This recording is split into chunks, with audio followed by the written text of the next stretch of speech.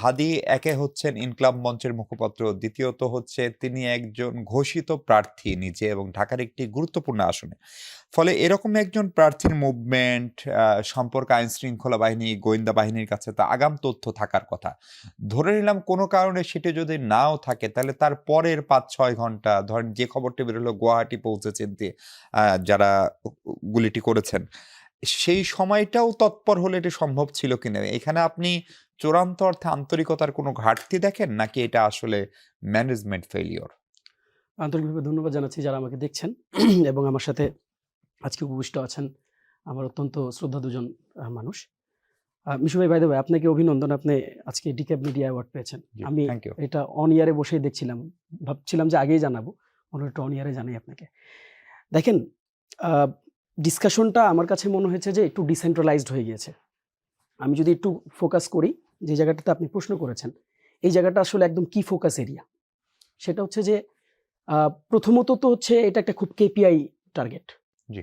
আপনি হাদির দিকে যদি তাকান, কারণ হাদির আপনি একেবারে ৫ আগস্টের পর থেকে ইভেনচুয়ালি আপনারাই একটা হাদির সংবাদ সম্মেলনকে যেভাবে মিডিয়া ঘিরে ধরতো সবসময় এবং যেভাবে করে সে মানুষের একেবারে Public figure, কাছাকাছি চলে জি। গিয়েছিল, একেবারে খুব সাবলীল ভঙ্গিমা, একেবারে মানুষ যে কথাটা ফিল করে সেই কথাগুলো বলার কারণে, একেবারে মানুষের মৌলিক যে আকাঙ্ক্ষার যে বিষয়গুলোকে সামনে রাখার কারণে যেই ধরনের ইন্টারাকশন সে সাধারণ মানুষের সাথে করে ফেলেছিল, এটা তো খুব স্বাভাবিকভাবেই বোঝা যাচ্ছিল এবং সেও কিন্তু অসংখ্যবার বলেছে যে হি ইজ অন টার্গেট।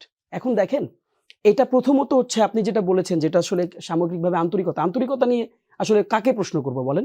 প্রধান উপদেষ্টা এত বড় একটা রাষ্ট্রের দায়িত্ব নিলেন, এত বড় জনসমাগম হলো, সেই জনসমাগমে প্রধান উপদেষ্টা বিচার নিয়ে একটা শব্দ উচ্চারিত করতে পারলো না। সেখানে আসলে আন্তরিকতা নিয়ে আমার প্রশ্ন করার খুব বেশি রুচি নাই। কারণ আমার কাছে মনে হয় যে প্রধান উপদেষ্টার কাছে ওই জনসমাবেশটা আকাঙ্ক্ষা করছিল, মানে আপনি জানাজার কথা বলছি, তারা একটা শুধু কমিটমেন্টের অপেক্ষায় ছিল যে তিনি বিচার নিয়ে, ভাই আপনার এই কাব্যিক কথাবার্তা শুনতে মানুষ সেখানে যায় নাই। আসলে কাব্যিক কথাবার্তা বলার জন্য, আবেগঘন কথাবার্তা বলার জন্য স্টেট অফ দি গভর্নমেন্ট, মানে তাকে এই আবেগঘন কথা তার কাছে আমরা শুনতে যাই, আমরা তার কাছে শুনতে চাইছিলাম যে কোনো একটা কমিটমেন্ট করবে। হি ফেইল। ওই জায়গাটাতে তিনি ওই আকাঙ্ক্ষার জায়গাটাতে পৌঁছাতে পারেন নাই। আর আপনি যদি বাকি প্রশ্নগুলো করেন তাহলে ক্লিয়ার অ্যান্সার হচ্ছে এটা একটা কমপ্লিট ইন্টেলিজেন্স ফেলিওর। এবং ইন্টেলিজেন্স ফেলিওরকে আপনি প্রত্যেকটা উইংকে তাহলে আপনার প্রশ্ন করতে হবে, what NSI did, what DGFI did and what other agencies did. এই প্রশ্ন করার সুযোগ আছে কিন্তু আমাদের, এবং এই প্রশ্ন আমাদেরকে করতে হবে, এই জন্য করতে হবে, থিংস হ্যাপেন, হয়ে গেছে, দুর্ঘটনা হয়ে গেছে, সে রিক্সা দিয়ে যাচ্ছিল, একটা বাইক এসে তাকে অ্যাটাক করে চলে গেছে, just right on that moment আপনি সবগুলো ফুটেজ পেয়েছেন। আপনি মানে আমার সার্ভিলেন্স সিস্টেম, আমার দেশের, আমার রাষ্ট্রের সার্ভিলেন্স, এক সময় তো আমরা দেখতাম যে বিরোধী দলকে ধরার জন্য এবারে মাটি থেকে খুঁড়ে নাকি বিরোধী দলের লোকজনদেরকে খুঁড়ে বাইর করে নিয়ে আসতো। এই প্রশাসনই তো বাইর করে নিয়ে আসতো, অন্য প্রশাসন তো আমরা ভাড়া করে আনি নাই, এরাই তো প্রশাসনে ছিল সামহাও। আমরা হয়তো রিসাফল করা হয়েছে, কাউকে কেউ ছিল না, কেউ পালাই গেছে, নিচে থেকে হয়তো কাউকে তুলে আনা হয়েছে, কাজে এক্সপিরিয়েন্সকে কোশ্চেন করার সুযোগ নাই।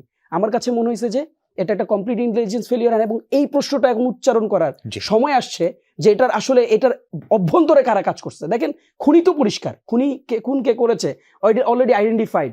আপনাকে দেখতে হবে এখানে রাষ্ট্রযন্ত্রের বাইরে একটা বিদেশি একটা শক্তি যেখানে কাজ করছে, যদি সত্যিকার অর্থে সেইভাবে করে বর্ডার পাস হয়ে থাকে তাহলে আপনার বুঝতে হবে যে এখানে একটা বিদেশি শক্তির একটা মানে অ্যাক্সেস ছিল। তাইলে আপনাকে প্রশ্ন করতে হবে যে এই বিদেশি শক্তিকে এই বাংলাদেশে এত বড় একটা দুর্ঘটনা, এত বড় একটা ক্ষতি বাংলাদেশের জন্য ঘটানোর জন্য কারা তাদেরকে অ্যাক্সেস করে দিচ্ছে। আপনাকে আরেকটা প্রশ্ন আমি করতে চাই, একটা জোর গুঞ্জন সেটা হচ্ছে এবং দাবি তো উঠেছে, এনসিপি খুব সিরিয়াসলি আসলে স্বরাষ্ট্র উপদেষ্টার পদত্যাগ আমার ব্যক্তিগত মূল্যায়ন হচ্ছে হয়তো চাইনি। কারণ ধরেন এনসিপি বা বৈষম্য বিরোধী ছাত্র আন্দোলন, পরবর্তীতে নাগরিক কমিটি, তারা আন্তরিকভাবে যেটা চেয়েছে শুরুর দিকে সেটা হয়েছে, কিন্তু স্বরাষ্ট্র উপদেষ্টার পদত্যাগের জন্য এবার ইনকলাব মঞ্চ যে আলটিমেটাম দিল এবং আমরা জোর গুঞ্জন শুনছি তিনি কি এবার সত্যিই পদত্যাগ করবেন, আগামী রাত পোহালে ক্যাবিনেটের একটা বৈঠক আছে, এরকম গুঞ্জন রয়েছে। দ্বিতীয়ত হচ্ছে গতকালকে মিরপুরের যে ঘটনা, আপনার দলের 6 জন কর্মীকে আহত করা ঢাকা শহরের মিরপুরে, হাদিরটা ঢাকা শহরে আরেকটা প্রাইম জোনে। ফলে এই ঘটনাগুলোর পরে স্বরাষ্ট্র উপদেষ্টা এখন যদি সত্যি সত্যি পদত্যাগ করেন, সেটি পুরো প্রশাসনিক ব্যবস্থায় কোনো নেতিবাচক প্রভাব ফেলবে কিনা? দেখেন, এখানে দুইটা ঘটনা। প্রথমত হচ্ছে স্বরাষ্ট্র উপদেষ্টা, আপনি যেটা আসলে ইন্ডিকেট করেছেন, আমি একটু ক্লিয়ারলি আপনাকে বলি। প্রথমত আপনি হাদিকে নিয়ে একেবারে আপনার শহীদ মিনারের যে সমাবেশটা হয়েছে সেখানে আপনি আমাদের আহ্বায়কের বক্তব্যটা শুনে দেখেন। আমাদের এইসব জায়গায় আমরা অনেক আগে থেকে বলছি যাদের ফেলিওর আছে তাদেরকে পদত্যাগ করতে হবে, এটা নতুন কোনো দাবি না, এবং তাদের দাবির সাথে আমরা সবসময় অ্যালাইন ছিলাম।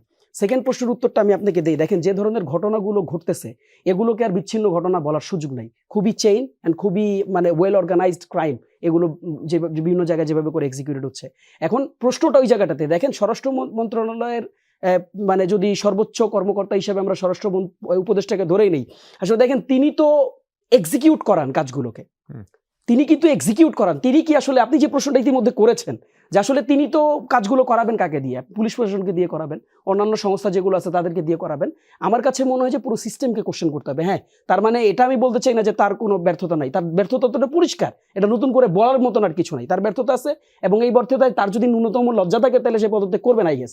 আমি জানি না তিনি আসলে কি করবেন, বাট ফ্যাক্ট ইজ আপনার এই পুরো সংস্থাকে প্রশ্ন করতে হবে, কিন্তু আপনার এই সিস্টেমকে কোশ্চেন করতে হবে যে এই সিস্টেম যদি এরকম ভাবে আমরা যদি সামনের দিকে এগোই এইভাবে করে। মানে আপনারা জাহাঙ্গীর সাহেবের পদত্যাগ চান, মানে এনসিপি চায়, এটা তো মানে পরিষ্কার। আমরা তো বলেছি যে দেখেন ইনকলাব মঞ্চের পুরো কার্যক্রমের সাথে তো আমরা প্রথম থেকে আমরা একসাথেই ছিলাম, হাদি যখন গুলিবিদ্ধ হলো তারপর থেকে কোনো দাবির সাথে কিন্তু আমাদের দ্বিমত ছিল না। এখন না চাওয়ার তো কোনো কারণ আমি দেখি না।